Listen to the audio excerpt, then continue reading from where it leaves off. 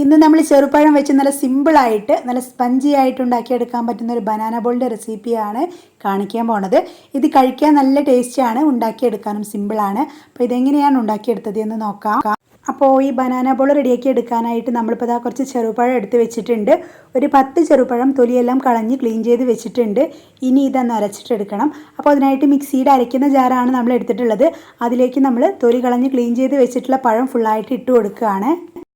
ഇനി നല്ലൊരു ഫ്ലേവറിന് വേണ്ടിയിട്ട് ഒരു 3 ഏലക്ക ചേർക്കുന്നുണ്ട്. അതുപോലെ തന്നെ മധുരത്തിന് ആവശ്യമായിട്ടുള്ള പഞ്ചസാര കൂടെ ചേർക്കുന്നുണ്ട്. നമ്മൾ ആദ്യം ഒരു 1/2 കപ്പ് പഞ്ചസാരയാണ് ചേർക്കുന്നത്. എന്നിട്ട് അരച്ച് നോക്കിയിട്ട് വേണമെങ്കിൽ മാത്രം ചേർത്ത് കൊടുത്താൽ മതി. ശേഷം ഒരു മുട്ട പൊട്ടിച്ച് ഒഴിച്ച് കൊടുക്കുന്നുണ്ട്. അതുപോലെ തന്നെ ഒരു 1/2 ടേബിൾ സ്പൂൺ അളവിൽ ഇൻസ്റ്റൻറ്റ് ഈസ്റ്റും കൂടെ നമ്മൾ ഇതിലേക്ക് ചേർത്ത് കൊടുക്കുന്നുണ്ട്. പിന്നെ നമ്മുടെ സ്നാക്സിൻ്റെ മധുരമൊക്കെ ഒന്ന് ബാലൻസ് ചെയ്യാൻ വേണ്ടിയിട്ട് ഒരു പിഞ്ച് ഉപ്പ് ചേർക്കുന്നുണ്ട്. ശേഷം മിക്സിയുടെ ജാർ അടച്ച് വെച്ച് നല്ല ഫൈനായിട്ട് ഇതൊന്ന് അരച്ചെടുക്കുക. നന്നായിട്ട് അരച്ചെടുത്തതിന് ശേഷം ഇതൊന്ന് ടേസ്റ്റ് ചെയ്ത് നോക്കാം. അപ്പോൾ ടേസ്റ്റ് ചെയ്ത് നോക്കിയപ്പോൾ മധുരം ഒരല്പം കുറവായതുകൊണ്ട് തന്നെ ഒരു 1/2 കപ്പും കൂടെ എക്സ്ട്രാ പഞ്ചസാര ചേർത്തിട്ടുണ്ട്. ടോട്ടൽ 1 കപ്പ് പഞ്ചസാരയാണ് നമ്മൾ ചേർത്തിട്ടുള്ളത്.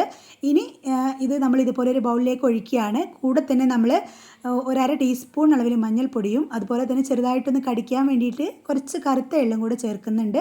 കറുത്ത എള്ള് ഓപ്ഷണലാണ്, കയ്യിലുണ്ടെങ്കിൽ മാത്രം ചേർത്ത് കൊടുത്താൽ മതി.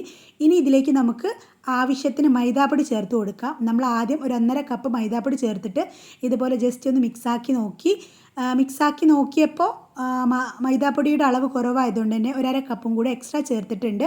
ടോട്ടൽ 2 കപ്പ് മൈദാപ്പൊടി ചേർത്തിട്ടാണ് നമ്മളിപ്പോൾ ഇത് കുഴച്ചെടുത്തിട്ടുള്ളത്. നിങ്ങളെടുക്കുന്ന പഴത്തിൻ്റെ വലിപ്പത്തിനനുസരിച്ചും അതുപോലെ തന്നെ പഞ്ചസാരയുടെ അളവിനനുസരിച്ചും മൈദാപ്പൊടിയുടെ അളവിൽ ചെറിയ വ്യത്യാസം അങ്ങോട്ടും ഇങ്ങോട്ടും ആവും. അപ്പോൾ അതൊന്ന് ശ്രദ്ധിക്കുക. ഒരുപാട് അങ്ങ് തിക്കായി നിൽക്കേണ്ട, ചെറിയൊരു ലൂസോട് കൂടിയിട്ട് വേണം ഇത് നിൽക്കാനായിട്ട്.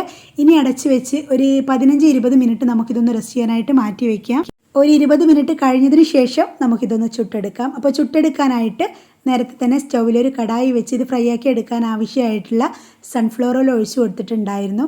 ഓയിൽ നന്നായി ചൂടായി വരുന്ന സമയത്ത് കുറച്ച് മാവെടുത്തിട്ട് കൈയിനുൾവശത്ത് വെച്ചിട്ട് ഇതുപോലെ പതിയെ നമ്മുടെ കൈ വെച്ചിട്ട് ജസ്റ്റ് ഒന്ന് പ്രസ് ചെയ്ത് കൊടുത്താൽ മതി. അപ്പോൾ ഈ ഒരു രീതിയിൽ നല്ല റൗണ്ട് ഷേപ്പിൽ നമുക്കിത് കിട്ടും. ഇത് ഇട്ട് കൊടുത്ത് ജസ്റ്റ് 1 മിനിറ്റ് ഇതുപോലെ തന്നെ വെക്കുക. 1 മിനിറ്റ് കഴിയുന്നതിന് ശേഷം പതിയെ ഒന്ന് ഇളക്കി കൊടുക്കാം. ഇതുപോലെ ഇളക്കി ഒന്ന് തിരിച്ചു മറിച്ചുവിട്ട് ചെറുതായിട്ട് കളറെല്ലാം മാറി ചെറിയൊരു ഗോൾഡൻ ബ്രൗൺ കളറായി വരുന്ന സമയത്ത് നമുക്കിത് എണ്ണയിൽ നിന്ന് കോരി മാറ്റാം. അപ്പോൾ ഇത്രയേ ഉള്ളൂ. എല്ലാവരും ഒന്ന് ട്രൈ ചെയ്ത് നോക്കുക. വീഡിയോ കണ്ടിഷ്ടമായെന്ന് ലൈക്ക് ചെയ്യുക. ഇതുപോലെയുള്ള ന്യൂ റെസിപ്പിക്കായിട്ട് നമ്മുടെ ചാനൽ ഒന്ന് സബ്സ്ക്രൈബ് ചെയ്യുക. Thanks for watching.